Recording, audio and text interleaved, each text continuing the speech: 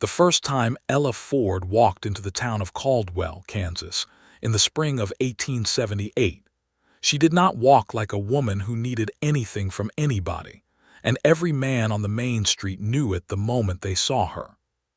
She came in on the back of a rust-colored mare she had traded for in Wichita, her dark hair pinned up under a wide-brimmed hat that had seen better days, her boots caked with the red dust of the Kishom Trail, and her jaw set at an angle that said she had already made her decision about this town, and was simply waiting to see whether the town had the sense to accept it. She was 24 years old, the daughter of a railroad surveyor who had died 3 years prior, leaving her nothing but a modest plot of land outside of town, and a reputation for being more capable than was considered polite for a woman in 1878. She had heard the talk, of course. Every woman in the territory eventually heard the talk.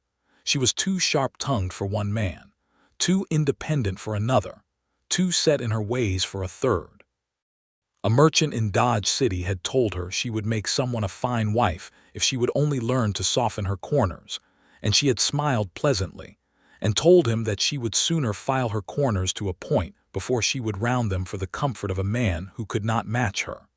She had lost the merchant's business that afternoon and gained nothing but the reputation of being difficult. It was a reputation that had followed her across 3 counties like a dog that would not be called off. She had been called difficult by the man who had wanted her to sell her father's land at half its worth. She had been called difficult by the banker who believed a woman alone had no business managing her own finances. She had been called difficult by the young rancher who had come courting with his hat in his hands and left with his hat still in his hands and considerably less confidence than he had arrived with. Every man who could not handle her had decided the problem was her. Ella had decided the problem was the men. She tied the mare to the post outside of the general store, run by a woman named Harriet Bloom, who was reportedly fair in her dealings, and did not cheat anyone who did not deserve cheating first.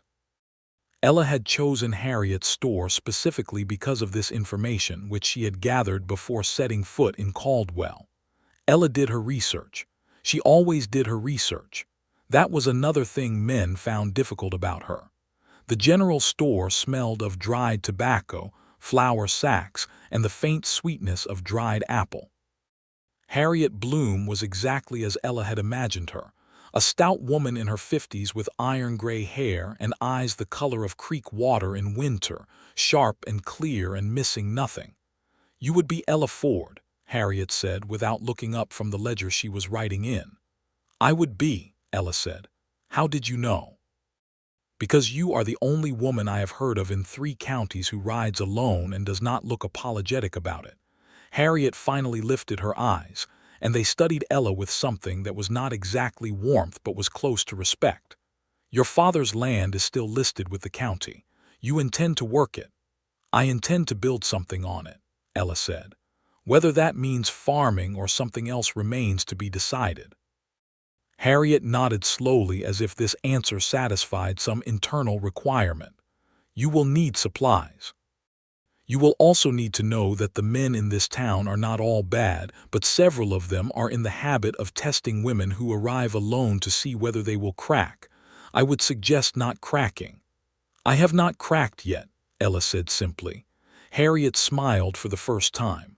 "No, I don't imagine you have." Ella bought flour, salt, dried beans, a length of good rope, 2 new nails she needed for the front door of the small cabin on her father's land, and a pound of coffee because she could not begin anything without coffee. She loaded the supplies onto her mare with the efficiency of a woman who had been doing such things alone for years, and rode the 2 miles out to her land without hurrying. The cabin was small and weathered but structurally sound. Her father had been a practical man who had built practical things. The roof had held through the winter, the walls showed no give, and the single front window still had its glass, which was more than she had expected. She spent the rest of that afternoon unpacking, cleaning, and making a mental list of repairs in order of urgency. By the time the sun set over the Kansas prairie in a wash of orange and violet that was almost indecent in its beauty, She had made herself a cup of coffee, sat on the front step, and felt something she had not felt in a very long time. She felt like she was in the right place. She did not feel it for long, because the next morning a man rode out to her fence line and leaned over it with the sort of comfortable authority that suggested he believed the fence line was closer to his than to hers. His name, she would learn, was Rupert Kane, and he owned the largest spread of land in the county, or at least he had owned the largest spread before her father's land had sat unclaimed for 3 years, and he had gotten used to grazing his cattle on it.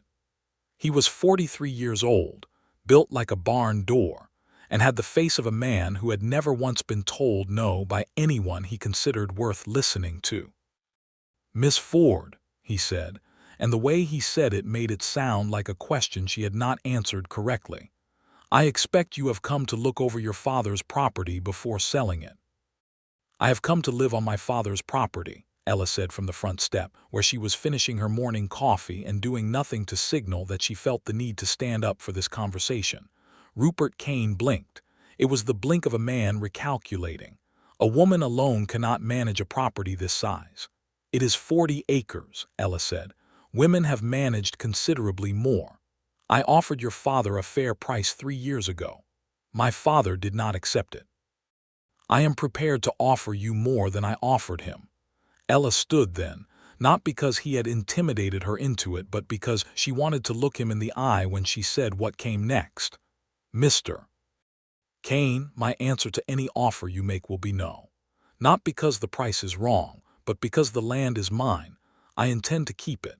And I find the way you arrived here this morning without an invitation, and with the assumption already in your head that I would be easy to manage, rather informative about the kind of neighbor you intend to be. I suggest you ride back to your own property, and I suggest you keep your cattle on your own side of the fence, which I will be repairing this week." Rupert Kane's face did a complicated series of things. Ella watched them happen with interest. Finally, he gathered himself enough to say, "You are a difficult woman, Miss Ford." "So I have been told," she said pleasantly. "Good morning, Mr. Kane." He rode away in a cloud of offended dust, and Ella watched him go with the calm certainty that she had just made herself a problem in this town before she had been here a full day. She was correct. By the time she went into Caldwell 2 days later for the additional lumber she needed, 3 separate people had already heard that she was the Ford woman who had refused Kane's offer and spoken to him in a way that was considered by some to be above herself. She bore the looks with the ease of long practice and went about her business. She was in the lumber yard arguing pleasantly but firmly with the yard man about the correct price per board foot of pine when she first noticed Oliver Garrison. He was leaning against the side of the livery stable across the street, watching the exchange with an expression she could not immediately classify. He was tall and lean in the way of men who worked outdoors, with dark hair that needed cutting and a jaw that needed shaving, wearing a worn canvas coat and boots that were scuffed but well-made. He was, she estimated, around 30 years old, which was 5 years her senior, and there was something in the way he watched that was different from the way most men watched her. Most men watched her with assessment. He watched with what looked very much like appreciation, not of her appearance, but of her argument. She turned back to the yard man and finished her argument. She won it because she was right about the price, and she loaded her lumber onto the small flatbed cart she had rented from the livery. When she turned to return the cart paperwork, she nearly walked into the man from across the street. He stepped back with a quickness that was more reflexive than startled, lifting his hand slightly. "Beg your pardon, ma'am. I was not trying to be in your way." "You are not in my way," she said, studying him. Up close his eyes were gray, the particular gray of the Kansas sky just before a thunderstorm, and they were looking at her with a directness that she found she did not mind. "You were watching me across the street." "I was," he said without a trace of embarrassment. "You were right about the price, and old Sam Delacroix knows it. He just counts on people not knowing. Most people don't." "I do my research," she said. "I can see that." He extended a hand. "Oliver Garrison. I run a horse ranch about 8 miles north of town." She shook his hand. His grip was firm, but not the kind of firm men use to demonstrate something. It was just the grip of a man who was genuinely glad to meet someone. "Ella Ford, I have my father's land 2 miles east." "I know," he said. "Harriet Bloom mentioned you." "Harriet Bloom mentions everything to everyone eventually," Ella said. "She does," he agreed, and there was a smile at the corner of his mouth that was not the self-satisfied smile she had learned to distrust on men in the territory. It was the smile of a man who found something genuinely amusing and was not trying to manage how he appeared while feeling it. "She also said Rupert Kane rode out to your place and came back considerably smaller than when he left." "He arrived with assumptions," Ella said. "I simply corrected them." Oliver Garrison looked at her for a moment with those gray eyes, and then he said something that nobody had said to her in a very long time. He said, "Good." Just that one word, "good," not accompanied by a qualification or a gentle suggestion that she might have been more diplomatic or a warning that Kane was a powerful man and she should be careful. Just good. Ella Ford, who had not been thrown off balance by anything in years, was very nearly thrown off balance by that single word. "Good," she said. "Kane has been helping himself to land that is not his for 3 years, Oliver said, his voice matter of fact. "He does it because he can, and because most people in this county do not have the resources or the will to tell him otherwise. Someone telling him otherwise seems like something worth saying good about." Ella regarded him for a moment. "Most men in this town think I was rude to him. Most men in this town have something to gain by staying friendly with Rupert Kane," Oliver said. "I don't." "Why not?" He glanced away toward the open prairie at the end of the main street, and there was something in the gesture that suggested a longer answer than he was going to give right now. "Because I do not trade my opinions for convenience," he said finally. "It never ends up being a good trade." They stood in the lumber yard in the spring sun for a moment that lasted slightly longer than practical conversation required. Ella noticed that she did not feel the need to fill it. That was unusual. She generally filled silences with people because silences with people she did not trust felt like spaces where assumptions could breed. "Well," she said at last, "I have lumber to get home." "I could help you load it properly," he said. "That cart is going to list to the left on the road east if you don't redistribute the weight toward the back." She looked at the cart. She looked at the lumber. She looked at Oliver Garrison, who was looking at the cart with the eyes of a man who actually knew what he was talking about rather than the eyes of a man looking for an excuse to involve himself in her business. "All right," she said. They redistributed the lumber together, Oliver lifting the heavier planks with the ease of a man who worked with his hands daily, Ella directing and adjusting. And it was in this utterly practical and entirely unromantic activity that she first registered the fact that he did not offer opinions about how she was doing things unless she asked. And when he did offer them, they were opinions about the lumber and not about her. He treated the task as a shared task rather than an opportunity to demonstrate his usefulness at her expense. When it was done, she said, "Thank you," he said, "Of course," in a way that meant it. She drove the cart east and he walked back toward the livery, and that was the end of their first meeting. Except that it was not an end, because Ella thought about it that evening while she ate her beans and drank her coffee on the front step and watched the prairie settle into darkness, and the thought was not the cautious, assessing thought she applied to most people. It was a simpler thought. It was the thought that she would not mind seeing him again. She pushed the thought aside because she had a fence to repair, and a cabin to tend, and a plan to make, and she did not have the time for thoughts that had no immediate practical application. She saw him again 8 days later.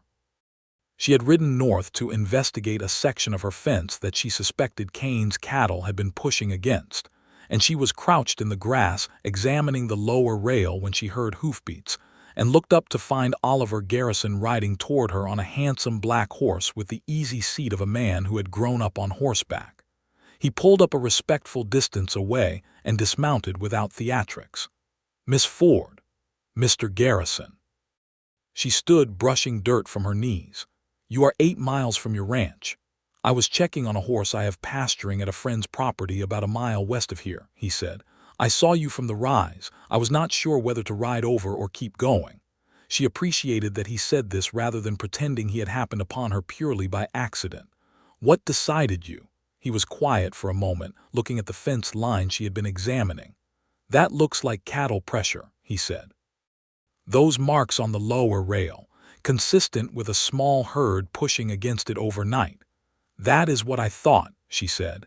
Kane's range is directly north of here. Oliver's jaw tightened slightly, which was the only visible evidence of what he thought about that. Have you spoken to the county sheriff?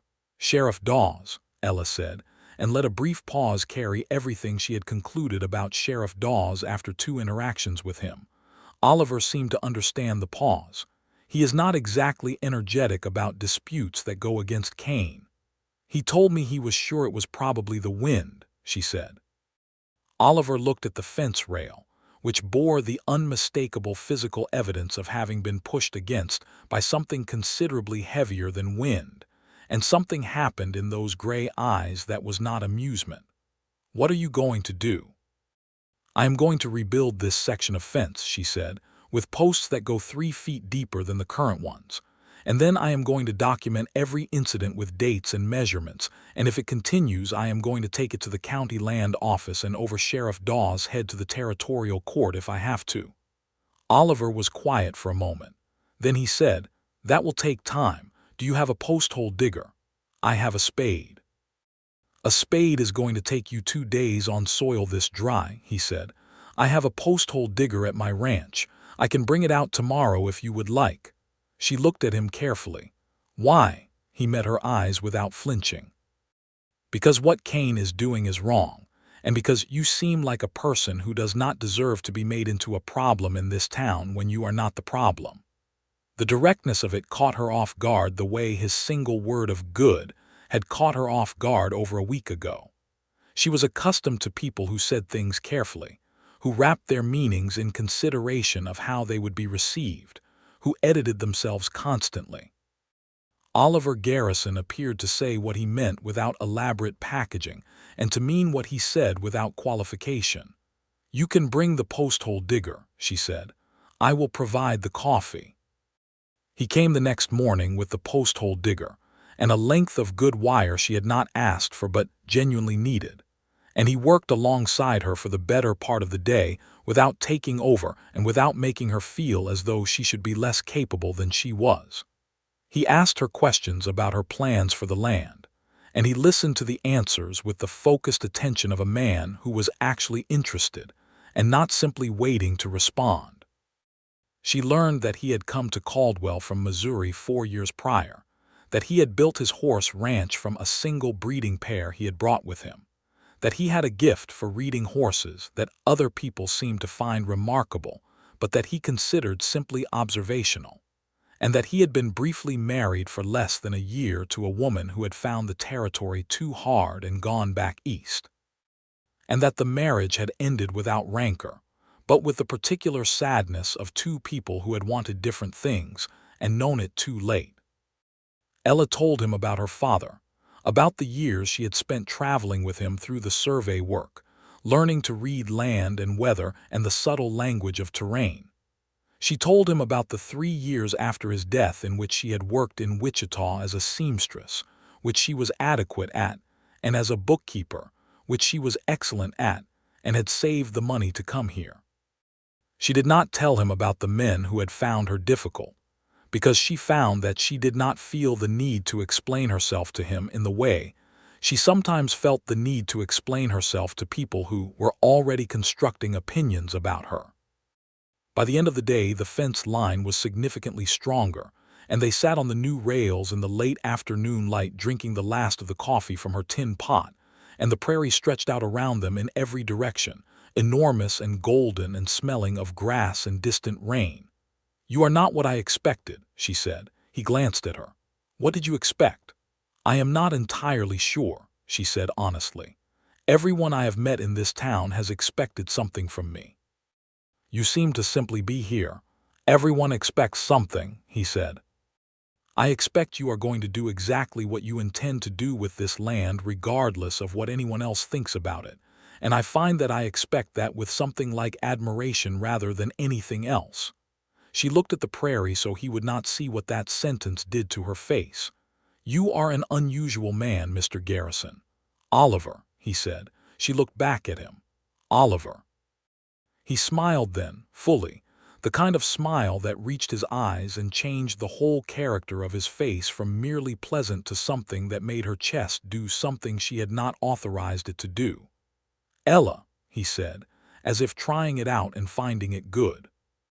She rode back into town the next Saturday for supplies, and found that the story of her fence had preceded her somehow, which meant someone had been watching and talking, and the story had taken on the particular shape that stories took on in small frontier towns when the people telling them were not entirely invested in accuracy. The version she heard from Harriet Bloom was that she had accused Rupert Kane openly of deliberately sabotaging her fence, which she had not done. The version she heard at the livery was that she had hired men from town to come out and do the repairs, which she had not done either. And the version she heard in fragments from two women talking outside the millinery was that she had been seen with Oliver Garrison on her property, which was accurate, and that this was considered noteworthy in ways that Ella found tiresome. Harriet Bloom was honest about it in the way she was honest about everything. "People are watching you," Harriet said, sliding a pound of coffee across the counter. "Some of them are watching to see if you fail. Some of them are watching because they have not seen a woman do what you are doing in a while, and they are not sure what to make of it. And some of them are watching because Oliver Garrison has been a point of interest in this town for 4 years and has not given anyone anything to talk about until now. He helped me repair a fence," Ella said. "He rode 8 miles to bring you a posthole digger," Harriet said. "That is still just helping with a fence." Harriet looked at her with those creek-water eyes.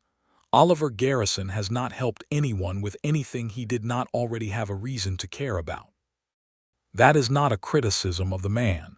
He gives his energy deliberately. He does not spread it thin out of social obligation.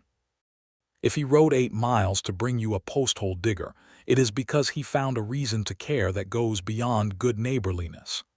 Ella counted out her coins for the coffee with the careful attention of someone who was not going to betray what she was thinking about this information. "He is a decent person," she said. "He is," Harriet agreed. "And he has not had enough decent things in his life recently. You should know that, not as a weight on you, just as a context." Ella took her coffee and her other supplies and went about her business. She thought about context on the way home.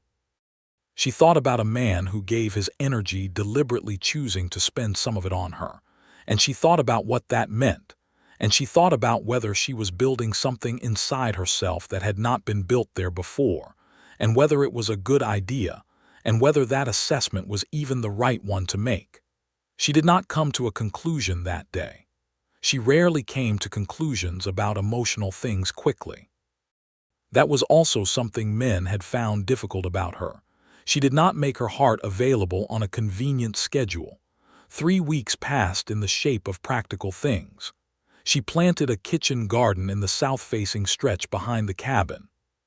She negotiated with a neighboring farmer named Bill Ashby, who was fair and quiet and minded his own business, about the use of his plow on her eastern acreage in exchange for a share of whatever she grew there. She made 3 more trips into Caldwell for supplies and information, and to deposit the small amount of money she had remaining from Wichita into the bank, where the banker looked at her accounts with the expression of a man who found female depositors to be either novel or inconvenient, and Ella smiled at him in the way she had perfected over years, which communicated pleasantness and absolute immovability simultaneously. She saw Oliver Garrison twice during those 3 weeks. Once in passing when she was coming out of the general store and he was going in, and they exchanged a greeting and a brief conversation about the likelihood of a good season for the spring grass, which mattered to him for his horses, and to her for the pasture she was planning for whatever livestock she eventually acquired. The second time was more deliberate. He rode to her property on a Sunday afternoon with no stated purpose, tied his horse at her fence, and knocked on her cabin door. She opened it to find him standing with his hat in his hands, which was not a posture of courtship in his case, but simply the posture of a man who had been raised with the habit of removing his hat at someone's door. He had also shaved, she noticed, and his hair was recently cut. "I wanted to ask," he said, "whether you would like to ride out to the creek at the north end of your property. There is good water there, and the land around it is worth knowing about if you are planning for the future. I can show you some things about reading the terrain that might be useful." She had, in fact, already walked to the creek and formed her own opinions about the terrain around it. She did not tell him this. "All right," she said instead. She put on her hat and her jacket, and they rode out together in the Sunday afternoon quiet, and she let him show her the things he had come to show her, which were genuinely informative because he knew land the way she knew numbers, with a specificity and depth that went beyond the general. And she told him what she had already observed, and he listened without diminishment, and then they talked about what she planned for the acreage near the creek, which was a question he asked rather than a plan he offered, and she told him, because she had the unusual sensation that he was a person who would not use what she said against her. "You are going to run cattle," he said, "3 or 4 head to start, enough to work with, not enough to be managing a herd before I have the infrastructure for it. You might think about horses," he said, "not instead of cattle but alongside. The army is buying horses steadily these days, and the price per head is consistently better than beef right now." She looked at him. "Is that a business suggestion, or are you trying to give yourself a future customer?" He laughed, and it was the first time she had heard him laugh properly, not just the brief smile he generally kept his amusement contained to, but an actual laugh, full and genuine, and it changed his face entirely the way sunlight changes a landscape. "Both," he said. "It can be both and still be a good suggestion." She smiled despite herself. "It can," she admitted. They stood by the creek, and the water ran over the stones with that particular clean sound that water in the territory made when it had not been touched yet by the summer heat. And the cottonwood trees along the bank were fully leafed, and the light came through them in a way that made everything gold and shifting. And she was very aware of how close they were standing to each other, and that neither of them was moving away. "I want to ask you something," Oliver said, and his voice was slightly different from his usual voice, slightly more careful. "Ask," she said, "would you have dinner with me, in town, at the hotel dining room on Friday evening?" She looked at him. The creek ran. The cottonwoods moved. "Are you certain you want to do that?" she said. "There will be talk." "There is already talk," he said. "I find I am not particularly concerned with that. People will decide we are courting." "We might be courting," he said, and he said it the way he said everything, directly, without decoration, meeting her eyes. "I would like us to be, though I understand if you have reasons not to, and I will not make them your problem to manage. I am just telling you what I would like." Ella Ford, who had faced down bankers and land grabbers and men who had called her difficult across 3 counties in 2 years of traveling alone, felt something shift inside her chest that was not entirely comfortable and was not entirely unwelcome. It was the shift of a wall not falling down but a door being identified in it, a door that she had not known was there because no one had ever knocked on it in quite the right way before. "Friday evening," she said. "I will meet you there at 7. The hotel dining room in Caldwell was the closest thing the town had to a formal establishment, with tablecloths that were laundered once a week and candles in glass holders, and a menu that was limited, but prepared with care by a cook named Me, who had once worked in a restaurant in St. Louis, and brought that training to bear on the available ingredients of the Kansas prairie. Ella wore the best dress she owned, which was a deep green wool that she had made herself in Wichita during the winter, and that fit her properly in all the ways that mattered, and she pinned her hair up with the pins her mother had left her, which were silver and small, and the only truly fine things she owned. She arrived at 7 precisely because she was not the kind of woman who arrived late to manage an impression. Oliver was already there, at a corner table, and he had made more effort than she had seen him make with his appearance before. His coat was brushed, his shirt was clean and pressed, and he stood when she came in with a courtesy that was not performance but simply the way he was. He pulled out her chair and then sat across from her and looked at her with those gray eyes and said, "You look beautiful." She had received compliments before. She had received compliments that were strategic and compliments that were obligatory and compliments that were simply reflex. This one landed differently because it was plainly and straightforwardly true in his estimation, and he said it without expecting anything in return for it, without leveraging it, without a leading smile. He simply said it and then picked up his menu because he meant it and it was said, and now they could have dinner. "Thank you," she said, and meant that in turn. They talked through dinner in the way two people talk when they have been wanting to talk more thoroughly for some weeks and finally have the space to do it. He told her about Missouri, about growing up on a farm there, about the two older brothers who had gone to work on the railroad and the father who had wanted him to do the same, and the moment when he had understood that what he wanted was land of his own and horses, and the particular kind of freedom that could only be built and not inherited or assigned. She told him about her mother who had died when she was 11, and about the years traveling with her father, which had been lonely and also formative in ways she was still discovering, and about the decision to come to Caldwell, which had been partly practical and partly something she could only describe as a certainty that was louder than reason. "A certainty," he said. "I know that sounds impractical," she said. "No," he said. "I know that feeling. I had it when I first rode out onto my land. I had not bought it yet. I was just riding the territory looking at what was available, and I rode across my land and I knew, not hoped, knew." She looked at him across the candle-lit table. "Yes," she said, "exactly like that." Around them the dining room murmured with other conversations, other people, the clink of utensils on pottery, the sound of the kitchen behind the swinging door. Ella noticed two women at a table across the room looking at them with the specific interest of people who were going to have something to report tomorrow morning, and she felt the familiar tightening of knowing she was being watched and assessed and discussed. She made herself release it.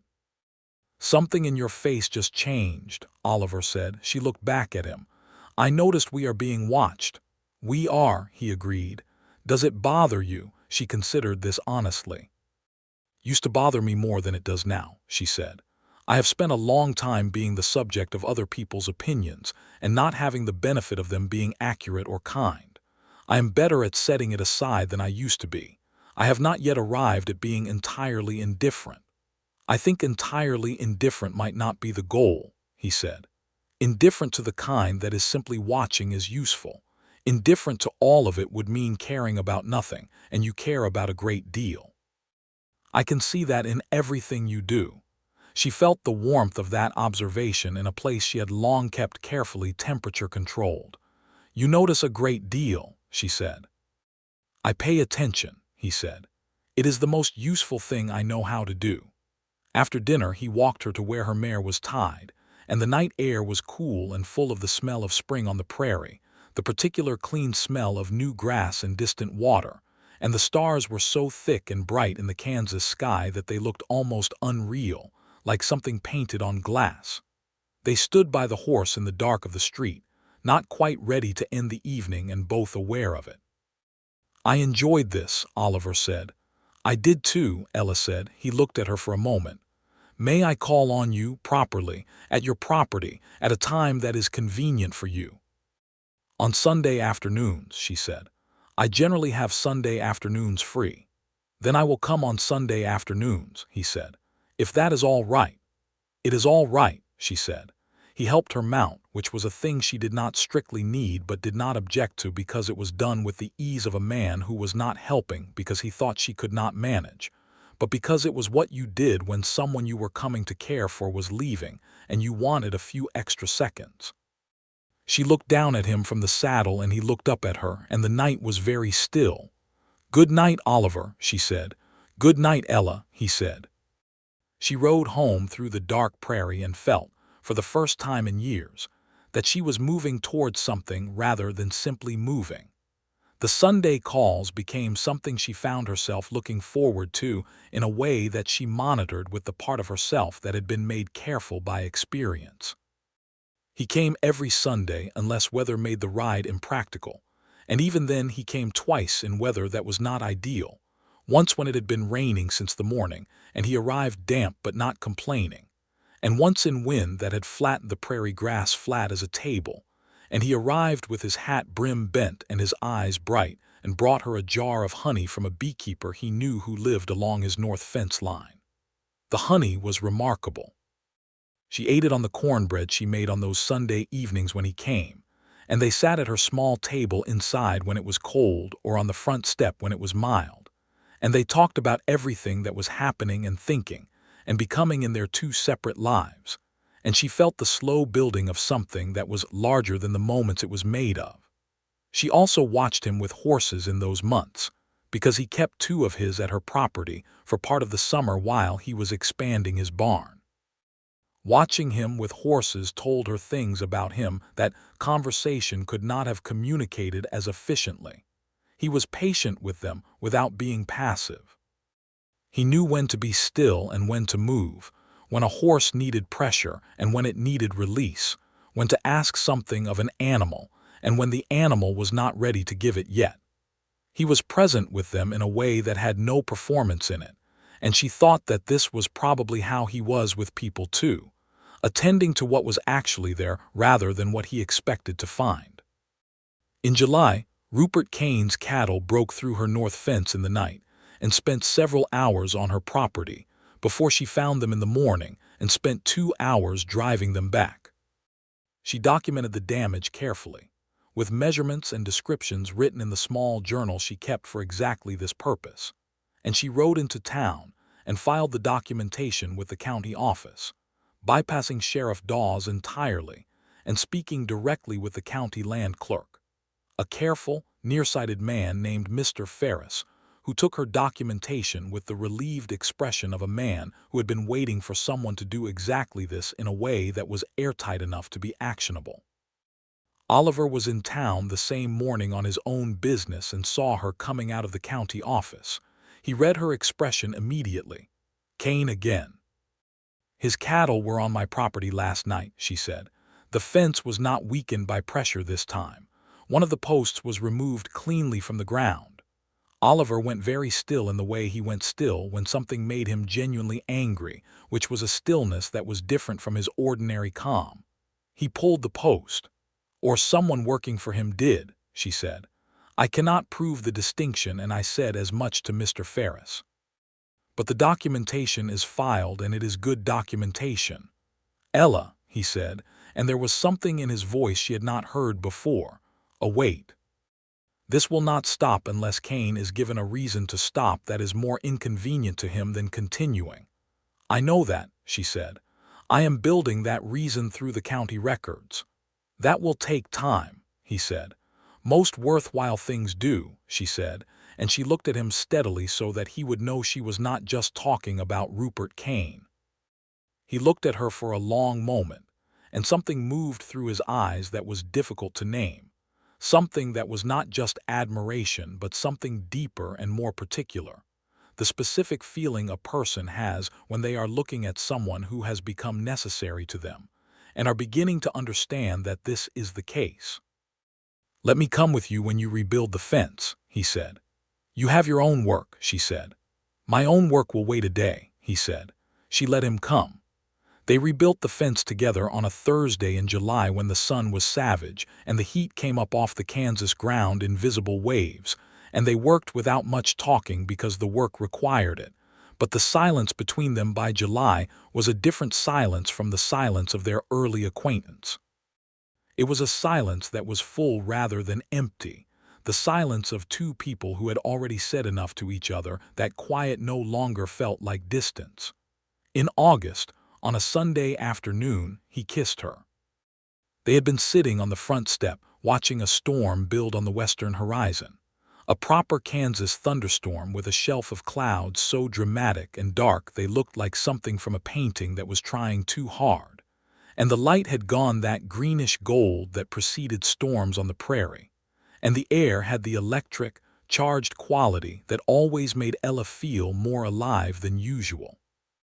They had been sitting close enough that their shoulders were almost touching, which they both had arranged without acknowledging the arrangement, and she had said something about the way the storm was moving, and he had turned to look at it and then turned back and found that she had also turned back, and they were facing each other directly and close. He looked at her for a moment with those gray eyes that she had spent the past several months reading as carefully as she read Terrain, and then he said, "May I?"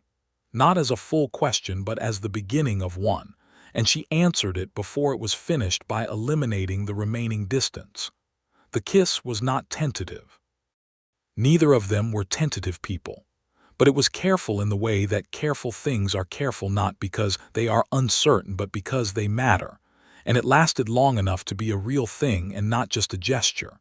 And when it ended they both stayed where they were for a moment, close, the storm light all around them, and she felt something in her chest that she did not have a name for that was large and warm and a little terrifying. "I have been wanting to do that since February," he said against her hair. "I know," she said. He pulled back slightly to look at her. "You knew." "I pay attention too," she said. "It is the most useful thing I know how to do." He laughed, and she felt the laugh more than she heard it because they were still close, and she thought that she could spend a very long time being this close to this man and find new things to discover every day of it. The storm arrived and they went inside and she made coffee and he built up the fire because August storms on the prairie had a way of dropping the temperature with startling speed. And they sat across her small table from each other and listened to the rain come down on the cabin roof with the sound of something large and generous emptying itself out. And the fire threw orange light across his face, and she looked at him and understood something with the clean certainty of a thing that has been true for some time and has finally been recognized. She was in love with Oliver Garrison. She turned this knowledge over carefully, as was her habit with important things, examining it from each angle to see whether it was as solid as it appeared. It was. It had the solidity of something that had been built gradually from reliable materials, honesty, attention, patience, and the specific and particular feeling of being seen by someone without being diminished by the seeing. She did not say it to him that night. She was not ready, and she trusted her own sense of when things were ready. But she sat across from him in the firelight and did not look away from what she had discovered in herself, and she thought this was enough for tonight, knowing it herself. The saying of it could wait for the right moment. Autumn came to the Kansas prairie the way it always came, with that mixture of gorgeous color and hard practicality, the golden light and the cooling nights, and the awareness that winter was coming and preparations had better be thorough. Ella had had a reasonable first season on her land. The kitchen garden had produced well. Her arrangement with Bill Ashby had resulted in a decent stand of winter wheat on the eastern acreage. She had bought 2 cattle from a rancher in the next county over, a young heifer and a bull calf, and they were settled on her property with a comfortable if modest barn situation. She had also made a decision about horses, as Oliver had suggested in the spring, and had spoken with him about the practicalities of starting a small breeding program. This had led to one of the most intellectually enjoyable afternoons of her recent life, the two of them at his kitchen table with paper and figures, and his knowledge of horses and her facility with numbers combining into something that was better than either of them separately, which she recognized as being true not just about the horse business. October arrived with a problem she had not anticipated. A man came to her door on a Wednesday afternoon, not Rupert Kane this time, but a younger man in a good coat who introduced himself as Harold Bain and presented a business card that said he represented a land investment company out of St. Louis. He was polite in the way of men who have been trained to be polite and who use politeness as a tool rather than an expression of character. He offered her a price for her land that was, she had to admit, significantly more than the land's current market value. It was the kind of offer that was designed to be very difficult to refuse. "This is not land I have any interest in selling," she said. Harold Bain smiled the trained smile. "Miss Ford, a woman in your position, alone on this property with the winter coming, I am sure you have considered that the challenges are only going to increase." "I have considered everything relevant to my situation," she said. "I do not need you to inventory my challenges for me. My answer is no." "The company has significant resources," he said, and the politeness had a new texture, a texture like the layer of rock you find just below the surface of ground that looks soft. "It would be in your interest to consider carefully." "I have considered carefully," she said. "My answer remains no. Good afternoon, Mr. Bain." He left. She watched him go and noted his direction, which was toward Rupert Kane's property rather than back toward town, and she thought about this for the rest of the afternoon. When Oliver came on Sunday, she told him about Bain. He listened without interrupting, and when she finished there was a silence, and then he said, "Kane is behind it." "Almost certainly," she said. "He cannot pressure me directly anymore because of the documentation at the county office, so he has found another approach." "A land investment company from St. Louis," Oliver said slowly. "He has resources I did not fully account for." "He may have," she said. "But resources are not the same as rights, and he does not have the right to my land regardless of how many companies he hires to acquire it." Oliver was looking at her with that look she had learned to recognize, the one that was not just admiration but the specific thing that was deeper and more particular. He reached across the table and covered her hand with his, which was something he had begun doing in recent months with the ease of a habit they had both agreed to without discussing it, and he said, "I want you to know that you do not have to face this alone. I know you can manage it alone. You have managed everything alone and you are very good at it. I am saying that you do not have to." She looked at his hand on hers. She thought about what that meant, coming from a man who gave his energy deliberately. "I know," she said. "I am beginning to understand that." He went to town the next day on his own and had a conversation with Mr. Ferris at the county office that resulted in a flag being placed on her land records, indicating active disputed interest, and requiring any further offers or actions involving the property to be logged with the county. It was a procedural move, but a smart one, the kind of thing that made the paperwork significantly more complicated for anyone trying to acquire land through the back channels that Kane preferred. Oliver told her about it matter-of-factly when he came on the following Sunday, not as something he had done for her, but as something he had done because it needed doing. She looked at him across her small table with the autumn light coming through the single window and said, "Oliver." "Yes," he said. "I love you," she said. The words came out with the plainness and directness that she applied to everything she had decided was true. She watched them land on his face, and she watched what they did there, which was the same thing that the first warm day of spring did to a landscape that had been through a hard winter. Everything opened up at once. He was quiet for a moment.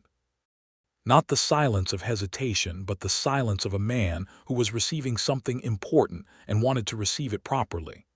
"I love you," he said. "I have for some time. I was waiting for the right moment to say it, and I kept not being certain what right looked like. And now you have said it first, and I find I am very glad that you are the kind of person who says things when she knows them." She smiled, and it was the full smile that she rarely gave. The one that she had been told was like a room where the windows were thrown open after a long winter, and she watched him watch it happen, and she knew that this was true and solid and right. "I am the kind of person who says things when she knows them," she agreed. "You should know this about me." "I know a great deal about you," he said. "I am hoping to spend a considerable amount of time learning more." She reached across the table and took his hand, which was the reverse of their usual arrangement, and he noticed and smiled at the reversal. "I think," she said, "that could be arranged." November arrived with the cold, and with the resolution of the Rupert Kane situation, which came not from the direction anyone had expected. The county office flag on her property records had triggered an inquiry by a land rights officer from the territorial government named Wallace Reed, who came out to Caldwell with a quiet authority and a large amount of prior documentation about Kane's land acquisition practices across the county that had apparently been building for some time. Ella's records, which were thorough and dated and specific, were exactly the kind of evidence that turned an inquiry into an action.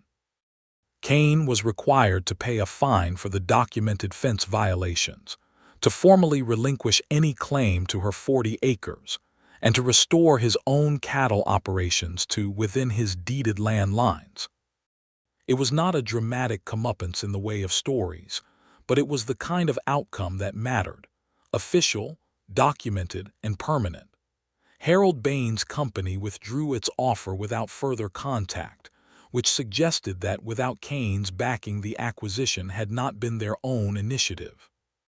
She received the news in the county office with the quiet satisfaction of someone who had known from the beginning that being right and being patient and documenting everything carefully was eventually sufficient, though rarely quickly.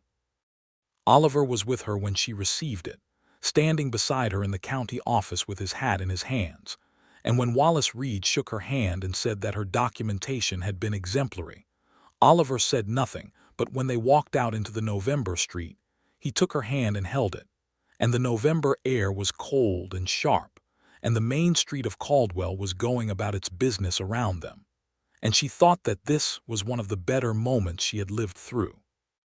They had supper that evening at the hotel dining room, the same corner table as their first dinner, and they talked about the future with the openness of people who have stopped treating the future as something separate from the present.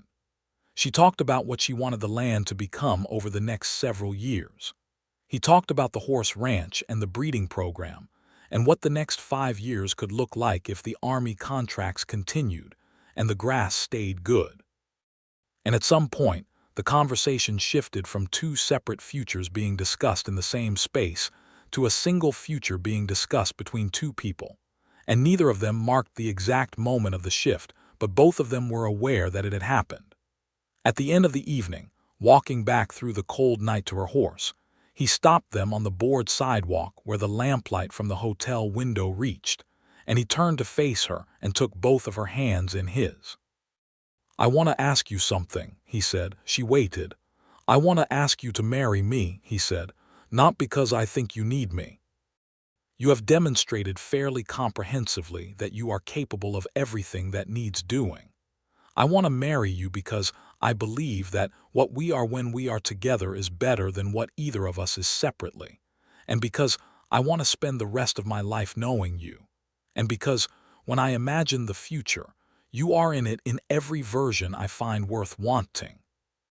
Ella Ford, who had been called difficult across 3 counties and 2 years of solitary living, who had been told she needed to soften her corners and smile more and need more and want less, looked at this man in the cold lamplight of a November evening in Caldwell, Kansas, in 1878, and felt the door she had identified in herself swing open on well-made hinges without a sound.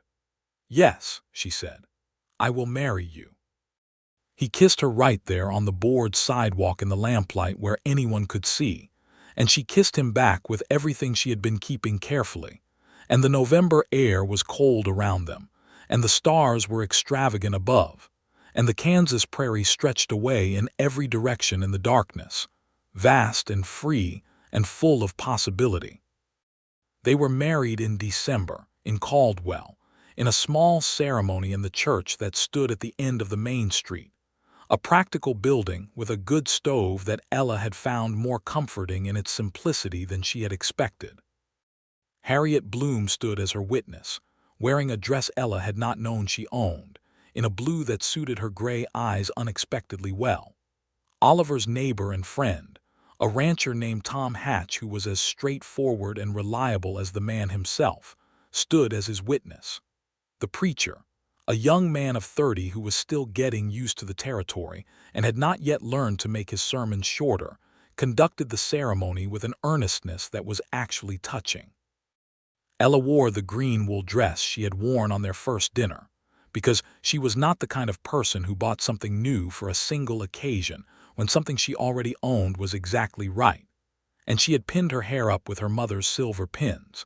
And when Oliver saw her walk toward him at the front of that small church, his face did the thing that his face had been doing since August, the thing that was like a room with all the windows opened, and she thought that was worth more than any new dress. The vows they made were the traditional ones, and she said them with intention, meaning each word as she said it, and not finding any of them insufficient for what she was committing to.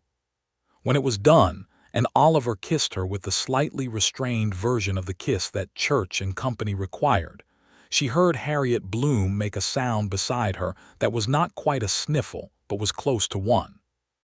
They went to the hotel dining room afterward, the four of them, Oliver and Ella and Harriet and Tom, and me. The cook produced a dinner that was considerably better than the menu, which was her way of acknowledging the occasion without making a fuss about it.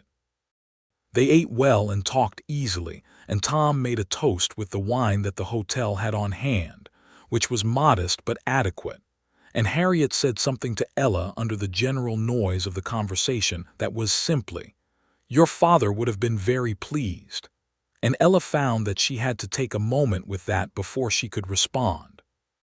They spent that first winter in her cabin, which was not large but which had everything necessary, and in the spring of 1879 they began the process of combining their properties and plans in the practical sense, which involved a great deal of paperwork and decision-making that Ella handled with the same competence she brought to everything, and which Oliver trusted her with in a way that continued to be one of the most genuine things about him. He had no investment in being the one who managed things.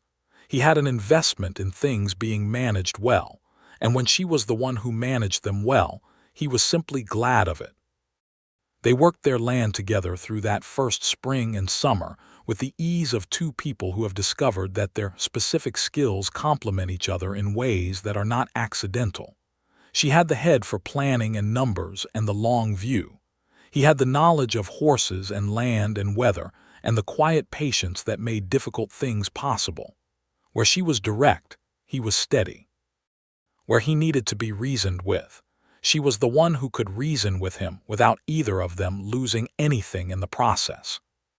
They argued sometimes because they were both people with strong views, but the arguments had a particular character.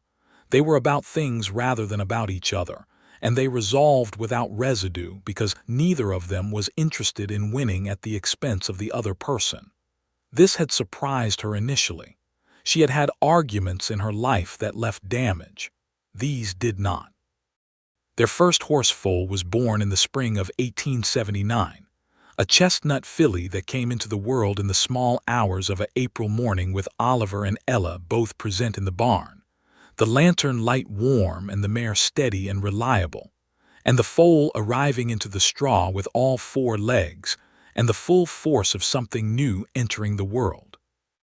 Oliver knelt in the straw and Ella crouched beside him, and they watched the foal work out the mechanics of standing, which took some time and several impressive attempts, and she felt something large and uncomplicated moving through her chest, which she identified as happiness.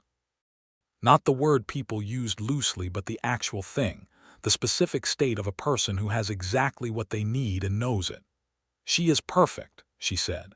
"She is," Oliver agreed. He looked at Ella over the foals wobbling back, and his face in the lantern light was warm and his eyes were warm, and he looked like a man who was exactly where he was supposed to be in the world. They named the filly Spring, which was straightforward but accurate. By the autumn of 1879, Oliver and Ella had a working ranch that was beginning to develop a modest reputation in the county for the quality of its horses. The breeding program that Ella had helped design with Oliver's knowledge of bloodlines and her financial planning had produced 3 foals that year, all healthy, and the Army had come out to look at the stock and made an inquiry about a contract that was being reviewed. They also had a reliable income from the wheat on Ella's eastern acreage, which had been a good harvest for the 2nd year in a row, and the 2 cattle had grown to 6, which was a manageable number for where they were in the operation. She realized one morning in October with a calm certainty that was becoming familiar to her, expecting a child. She told Oliver that evening after supper, sitting across the table from him in the firelight. She had thought about how to say it for several hours and had decided that the way she said everything was the right way, plainly and directly. "I am expecting a child," she said. "Likely in June." Oliver set down his coffee cup. He was still for a moment, and then his face did something she had not seen it do before, something that was past the open window expression she knew and into a territory she did not have a name for yet. His eyes were bright in the firelight. "June," he said, as if the word itself had weight. "I believe so," she said. "I intend to remain entirely functional through the pregnancy, and I will need you to know this in advance so we do not have a repeated argument about it." He looked at her, and then he laughed, and then he stood up from the table and came around it and pulled her gently to her feet and held her for a moment in the firelight in the way he held her when something was important and words were not yet sufficient. "You will remain entirely functional," he said into her hair. "I know better than to argue with you about what you are capable of." "Good," she said. "I am glad we have established that early." He pressed his lips to her hair. "June," he said again, as if he was still getting accustomed to the size of it. "June," she confirmed, and leaned against him in the firelight while the prairie wind moved against the cabin walls outside. The winter of 1879 to 1880 was hard, as Kansas winters often were, with cold that came down out of the north with a seriousness that made the walls of the cabin creak at night and the water in the bucket by the door freeze solid by morning.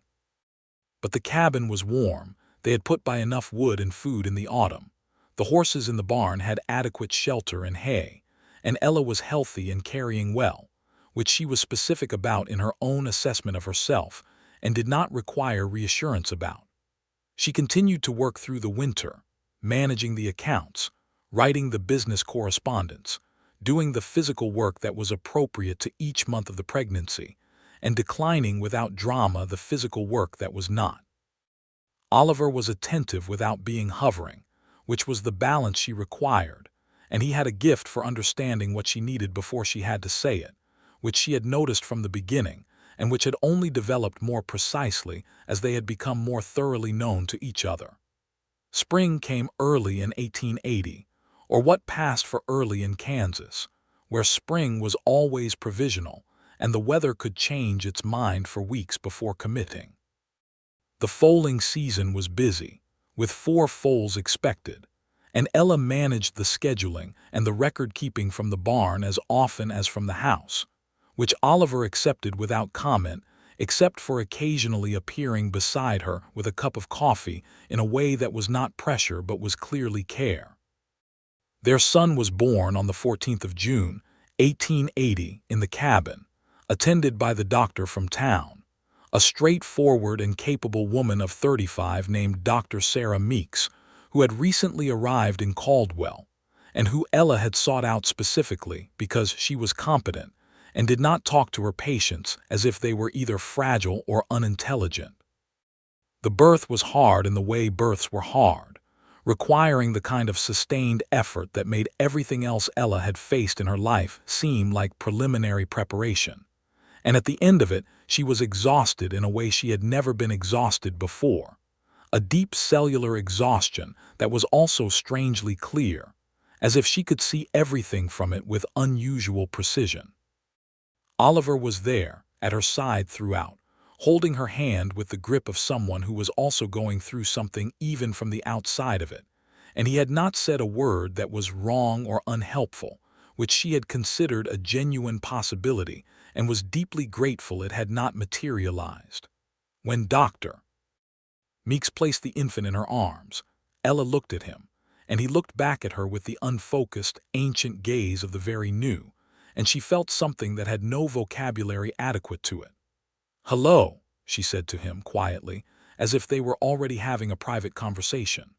Oliver was looking at both of them with his face entirely unguarded in a way she rarely saw it, the man behind all his usual competence and steadiness visible all at once, and his eyes were bright. "He looks like you," he said, his voice rough. "He looks like himself," she said. "Give him time." She looked at Oliver over the baby's head. "James," she said. "I would like to name him James, for my father." Oliver nodded immediately, no hesitation, and she could see what it meant to him that she trusted him with this, that she brought it to him rather than around him. "James," he said. "James Garrison." "James Garrison," she agreed. She thought her father would have found it a good name. The months after James's arrival were the busiest and most demanding and most full that Ella had lived through, and she had lived through some demanding fullness in her time. The ranch required all of the usual work and more. The baby required what infants require, which is everything and constantly, and they managed it together in the way they had learned to manage everything, with the practical division of labor that came from two people who each looked at a task and attended to it rather than negotiating endlessly about whose responsibility it was.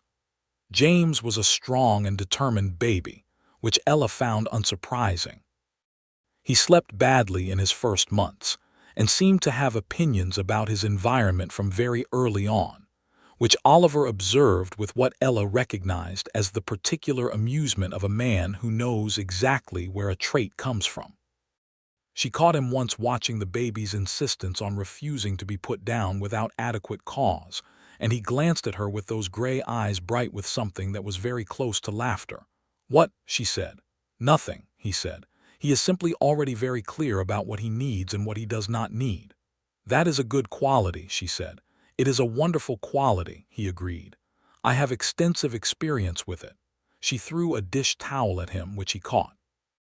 The Army contract came through in the fall of 1880, a 3-year agreement for the supply of horses at a price that was better than they had calculated in even the optimistic version of their projections. Ella had written the business correspondence for the contract negotiations herself, which was another thing that had surprised the Army representatives, not in a way she had let bother her, and the contract was solid and fair, and the first year's fulfillment was well within their capacity. Harriet Bloom came out to the ranch for a Sunday dinner in October of that year, and sat at their table and ate the roast chicken Ella had made and held James, while Ella cleared the plates, and looked around the cabin that they had expanded by one room since the spring, with the fire going, and the evening coming in through the windows, and Oliver filling up the doorframe on his way in from the barn with the particular physical ease of a man who is at home everywhere on his own land, and said to Ella when they were briefly alone, "You have built something worth building." "We have," Ella said. "Yes," Harriet said, with a satisfaction that was not her usual assessment expression but something gentler. "That is the right answer." She kissed James on his soft, dark head and handed him back and drank her coffee and stayed until the moon was up.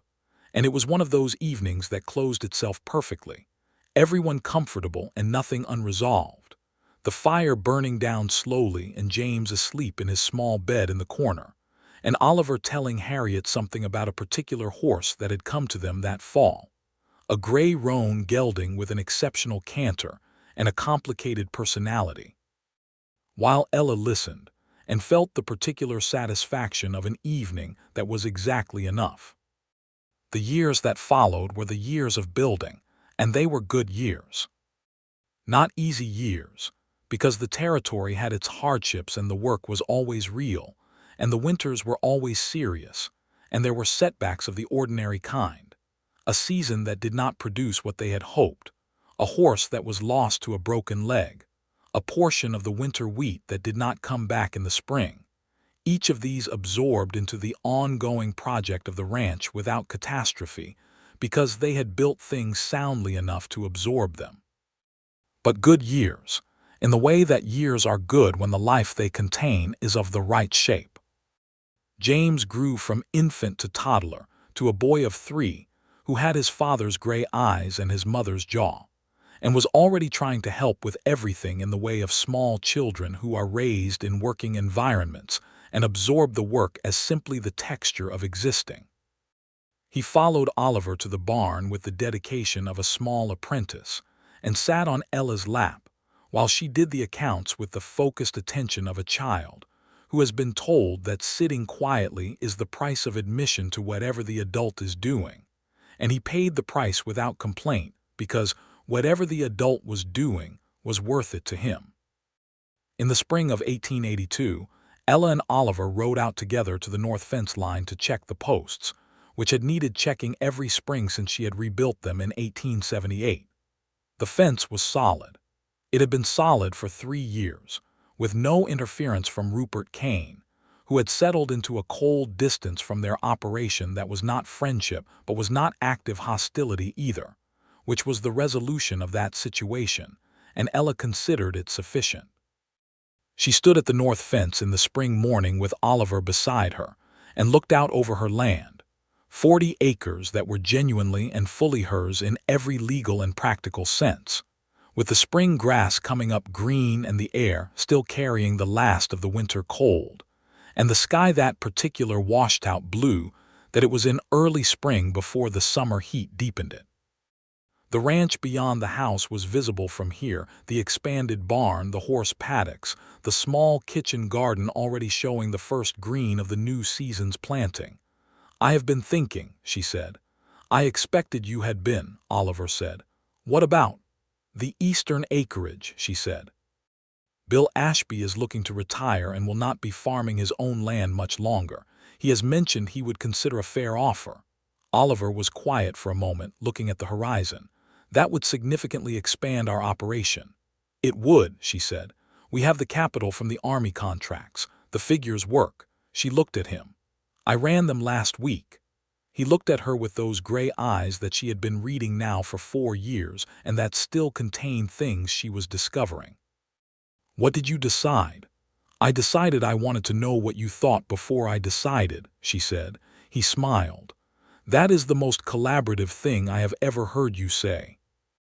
"Do not get used to it," she said, but she was smiling too. He was quiet for another moment, doing what he did, which was actually thinking rather than simply taking the time that thinking would normally occupy. "I think we should buy Ashby's land," he said, "and I think you should run the numbers again and make sure I haven't missed anything." "You haven't," she said, "but I will run them again." He put his arm around her in the spring morning at the north fence, and she leaned into his side, and they looked out over their land together, all of it. And the prairie was enormous and golden around them, and the sky was impossibly large, and somewhere behind them in the cabin James was either still asleep or had already found his way to the barn, and she felt the same thing she had felt the first evening she had sat on this step and looked out at the prairie. She felt like she was in the right place. She was. They bought Ashby's land in the summer of 1882 and spent the following year integrating it into their operation, which required more planning and organization and physical work than either of them had underestimated, though they had tried not to underestimate it, and got through it with the mutual understanding of two people who have by now been tested by enough things together to know each other's responses to difficulty. She knew when to leave him alone to work through something, and when he needed to talk through it. He knew when she had already solved a problem in her head and was implementing the solution and did not need input, and when she was working something out and a question from him would be useful rather than intrusive. Their second child arrived in the winter of 1883, a boy again, which surprised them both because they had both been certain in the way of people who have no actual information that it would be a girl this time. He arrived in December, during a snowstorm that turned out to be more weather drama than actual difficulty, and Dr. Meeks came through the snow with the equanimity of a woman who had been called out in worse, and the baby arrived in good health and with a full set of opinions about the situation which he expressed immediately and at volume. They named him William, for Oliver's father, who had died the previous year in Missouri, a loss that Oliver had carried with the characteristic quiet that he brought to grief, but that had been visible in him for weeks, the particular absence behind a person's eyes when something that was always there is no longer there. "William," Oliver said, holding the baby for the first time, and the way he said it told Ella everything she needed to know about what it meant to him. "William Garrison," she said. "It is a good name." It was a good name. William grew into it with the vigorous incompetence of a healthy baby and later with the enthusiastic unpredictability of a toddler who had an older brother to emulate and parents who were too busy to prevent all the consequences of his investigations, which were many. James, at 3, regarded his brother with the ambivalence of a firstborn who had been the center of things and was adjusting to a new arrangement. The adjustment took several months and involved some behavior that Oliver and Ella addressed with the consistency that was always their approach to such things: clear, patient, without drama, and with the expectation that reasonable behavior would eventually be produced. It was. By the spring of 1884, the ranch had expanded to a point where they required help. Oliver hired 2 ranch hands, brothers named Roberto and Hector Vasquez, whose family had ranched in the territory for a generation and who knew horses with the depth of people for whom the knowledge was hereditary. Ella handled their wages and the employment agreement and made very sure from the start that the arrangement was fair and that the Vasquez brothers were treated as the skilled workers they were rather than as the territory treated Mexican workers generally, which was an injustice she had observed and was not willing to practice. Roberto Vasquez noticed this within the first week and said to Oliver, not expecting to be overheard, that Mrs. Garrison was a different kind of person from most. Oliver had told her this afterward, and she had simply nodded, because she knew what kind of person she was and was not unduly moved by having it confirmed. But it mattered to her that the observation had been made, because it meant she had acted as she had intended, and that was always the metric.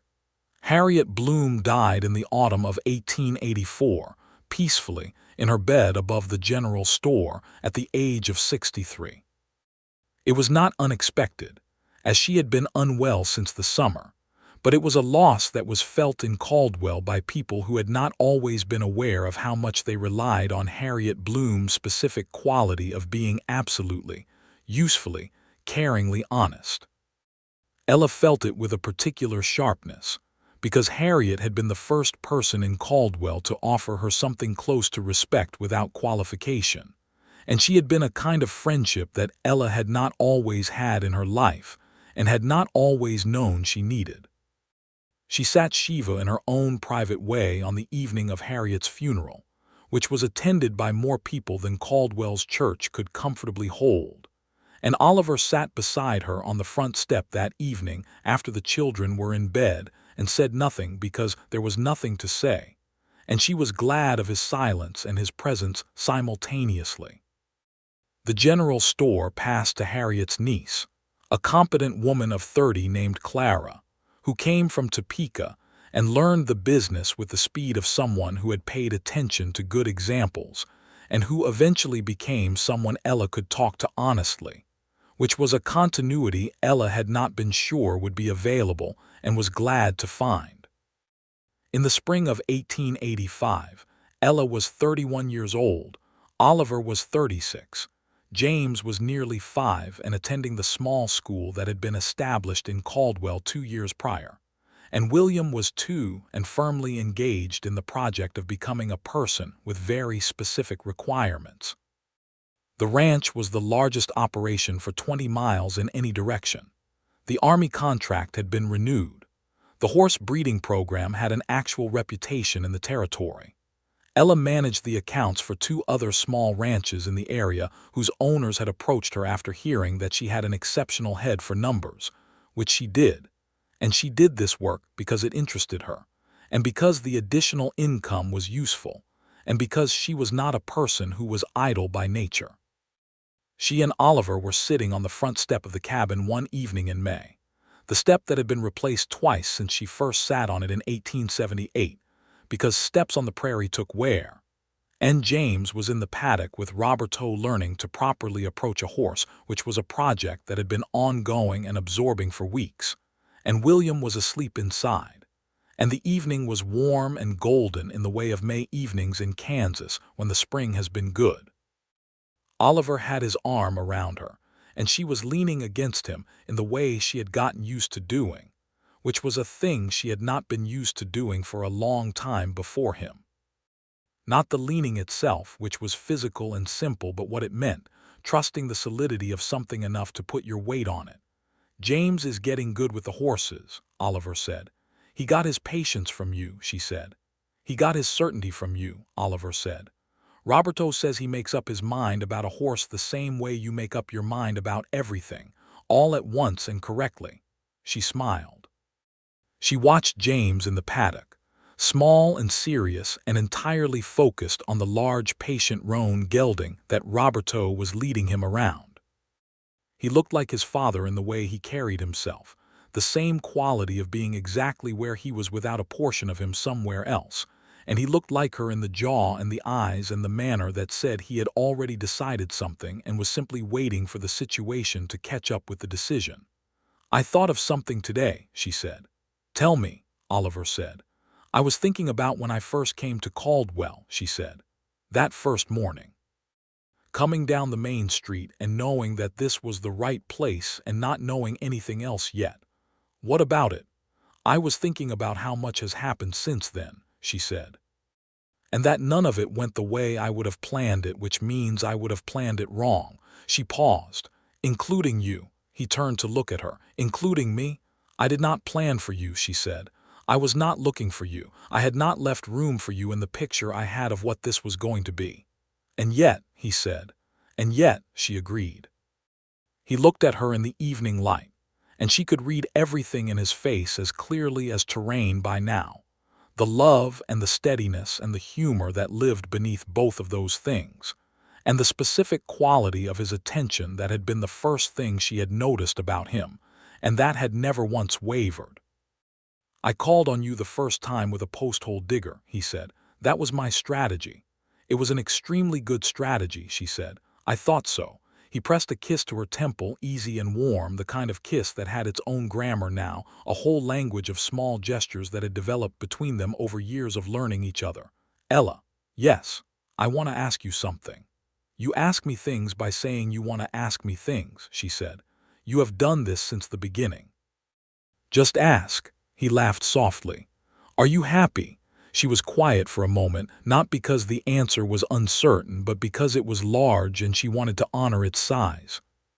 She looked out at the prairie in the evening light, at the land she had come to claim for herself, and that had become something she had not expected, at the horses in the paddock and the barn beyond them, at her son learning patience from a man who had learned it from horses, at the cabin behind them where another sleeping boy was growing into himself one night at a time. She felt the arm around her and the solid warmth of the man beside her, this particular man who had looked at everything she was and called it worth it without her having to ask him to. "Yes," she said, "I am happy."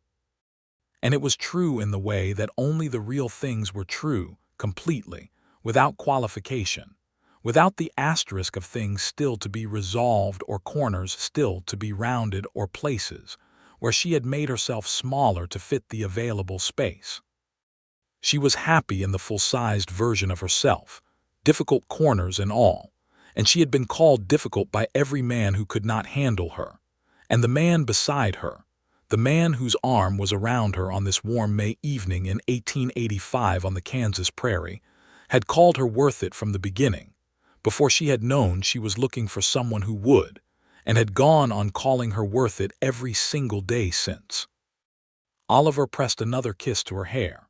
James laughed at something Roberto said, the clear, bright laugh of a healthy child, and across the prairie the evening deepened toward night, and the stars began their appearance in the darkening east, and the spring grass moved in a warm and gentle wind, and everything was exactly as it should be, solid and settled and full of the specific beauty of a life built deliberately by two people who had looked at each other and chosen honestly and completely. They sat together on the step until James came in from the paddock with his boots muddy and his eyes bright, and William woke inside and announced his position through the thin cabin wall. And then they went in to their family and their evening and the particular ordinary magnificence of a life that was exactly, Finally, enough. Somewhere in the county records of Caldwell, Kansas, there was a property filing dated spring 1878, under the name Ella Ford, which had been amended in December of that same year to read Ella Garrison, which had been noted and then promptly ignored by the relevant bureaucrats as these things were, and which sat in its folder among the other records of that county in the ordinary way of documents that contain, compressed into their dry legal language, the weight of entire lives. But the life was not in the paper. The life was in the cabin and the paddock and the barn, in the accounts she kept, and the horses he raised and the boys they were growing, in the fence that was solid and the land that was hers, and the man whose arm was always available when she chose to lean on it, and who had never once asked her to be any smaller than she was. She had been called difficult by every man who could not handle her. He had called her worth it, and she had spent 7 years discovering that he was right about everything else too.